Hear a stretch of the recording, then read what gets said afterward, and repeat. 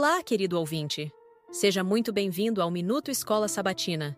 Hoje é terça-feira, 8 de abril, e ao longo deste trimestre, teremos a oportunidade de mergulhar em um estudo fascinante sobre a profecia bíblica. Vamos explorar os símbolos, imagens e alusões que Deus usou para revelar sua vontade e seus planos para a humanidade. O nosso tema de hoje é a pergunta de Isaac: onde está o cordeiro? Antes de mergulharmos nesse estudo, vamos nos conectar com Deus em oração. Feche os olhos e ore comigo.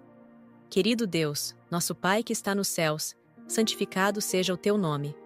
Nós te agradecemos por mais um dia de vida, por tua presença constante e por nos permitir abrir a tua palavra mais uma vez. Antes de começarmos esse estudo, pedimos humildemente: envia teu Espírito Santo para nos guiar. Nos dá sabedoria para entender a lição de hoje e aplica essas verdades ao nosso coração.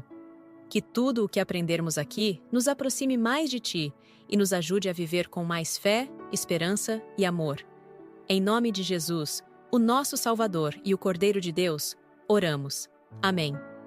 Hoje quero te convidar a voltar comigo para uma das histórias mais emocionantes e profundas da Bíblia, um daqueles relatos que tocam o coração e nos fazem enxergar o amor de Deus de uma maneira ainda mais clara.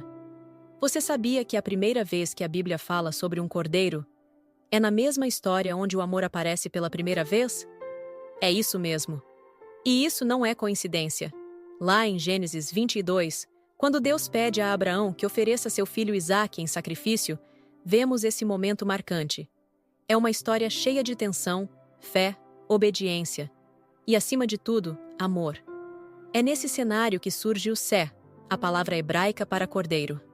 E é aí que o coração do Evangelho começa a pulsar com mais força. Abraão, em obediência, sobe o monte com Isaque. E quando o filho pergunta: Pai, onde está o cordeiro para o holocausto? Abraão responde com fé: Deus proverá para si o cordeiro. Essa resposta não era só para aquele momento. Ela apontava para o futuro, para o Cordeiro verdadeiro, o que tira o pecado do mundo, Jesus. E olha que coisa linda! Esse mesmo símbolo, o Cordeiro, vai reaparecer com força no último livro da Bíblia, o Apocalipse. Ali, nas visões que João tem da sala do trono de Deus, nos capítulos 4 e 5, quem é que aparece no centro da cena? O Cordeiro. Jesus é chamado de Cordeiro mais de 20 vezes no Apocalipse. Ele não é apenas uma figura simbólica. Ele é aquele que venceu, que foi morto, mas está vivo. Ele é digno de abrir o livro, de governar, de receber glória e honra. O mesmo Deus que providenciou o Cordeiro para Abraão é o Deus que entregou seu próprio filho por nós. Ouça atentamente Gênesis, capítulo 22, versículos 7 e 8. Isaque disse a seu pai Abraão: Meu pai. Sim, meu filho, respondeu Abraão. Isaque perguntou: As brasas e a lenha estão aqui, mas onde está o cordeiro para o holocausto? Respondeu Abraão: Deus mesmo há de prover o cordeiro para o holocausto, meu filho. E os dois continuaram a caminhar juntos. Êxodo, capítulo 12, versículos 3 a 13. Digam a toda a comunidade de Israel que no 10º dia deste mês, todo homem deverá separar um cordeiro ou um cabrito para a sua família, um para cada casa. Se uma família for pequena demais para um animal inteiro, deve dividi-lo com seu vizinho mais próximo, conforme o número de pessoas e conforme o que cada um puder comer. O animal escolhido será macho de 1 ano, sem defeito, e pode ser cordeiro ou cabrito. Guardem-no até o 14º dia do mês, quando toda a comunidade de Israel irá sacrificá-lo ao pôr do sol. Passem então um pouco do sangue nas laterais e nas vigas superiores das portas das casas nas quais vocês comerão o animal. Naquela mesma noite, comerão a carne assada no fogo, com ervas amargas e pão sem fermento. Não comam a carne crua, nem cozida em água, mas assada no fogo, cabeça, pernas e vísceras. Não deixem sobrar nada até pela manhã. Caso isso aconteça, queimem o que restar. Ao comerem, estejam prontos para sair. Cinto no lugar, sandálias nos pés e cajado na mão. Comam apressadamente. Esta é a Páscoa do Senhor. Naquela mesma noite passarei pelo Egito, e matarei todos os primogênitos, tanto dos homens como dos animais, e executarei juízo sobre todos os deuses do Egito. Eu sou o Senhor. O sangue será um sinal para indicar as casas em que vocês estiverem. Quando eu vir o sangue, passarei adiante. A praga de destruição não os atingirá quando eu ferir o Egito. Apocalipse, capítulo 5, versículos 5 a 10. Então um dos anciãos me disse: Não chore. Eis que o leão da tribo de Judá, a raiz de Davi, venceu para abrir o livro e os seus 7 selos. Depois vi um cordeiro, que parecia ter estado morto, em pé, no centro do trono, cercado pelos 4 seres viventes e pelos anciãos. Ele tinha 7 chifres e 7 olhos, que são os 7 Espíritos de Deus enviados a toda a terra. Ele se aproximou e recebeu o livro da mão direita daquele que estava assentado no trono. Ao recebê-lo, os 4 seres viventes e os 24 anciãos prostraram-se diante do cordeiro. Cada um deles tinha uma harpa e taças de ouro cheias de incenso, que são as orações dos santos, e eles cantavam um cântico novo. Tu és digno de receber o livro e de abrir os seus selos, pois foste morto, e com teu sangue compraste para Deus gente de toda a tribo, língua, povo e nação. Tu os constituíste reino e sacerdotes para o nosso Deus, e eles reinarão sobre a terra. Pergunta: de que forma a história de Isaque nos ajuda a compreender o simbolismo do cordeiro? Como essa história se conecta com a visão de João em Apocalipse 5? Uma pergunta feita por um menino curioso, cheio de confiança, mas também com uma inquietação no coração. Lá em Gênesis 22, enquanto caminhava com seu pai Abraão rumo ao Monte Moriá, Isaque olha em volta, vê a lenha, vê o fogo, mas percebe que algo está faltando. E então ele pergunta: Pai, onde está o cordeiro para o holocausto? Essa pergunta simples, mas profunda, se torna um fio condutor que atravessa toda a história da redenção. A partir daquele momento, o Antigo Testamento começa a desenhar, passo a passo, a resposta para a pergunta de Isaque. Cada ritual, cada cerimônia no santuário, cada cordeiro oferecido no altar, apontava para algo muito maior, ou melhor, para alguém muito maior. A resposta àquela pergunta não viria de imediato, mas Deus, em sua paciência e amor, foi revelando aos poucos o plano da salvação. Na noite da libertação do Egito, por exemplo, o cordeiro pascal foi imolado, e seu sangue nos umbrais salvou os primogênitos de Israel. Mais uma peça do quebra-cabeça se encaixava.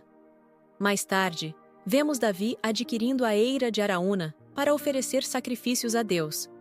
Um local que, anos depois, se tornaria o lugar do templo em Jerusalém, o centro dos sacrifícios e da esperança messiânica. E assim, ao longo dos 38 livros restantes do Antigo Testamento, a história avança, entre profecias e promessas. Isaías anuncia que o Messias seria como um cordeiro levado ao matadouro.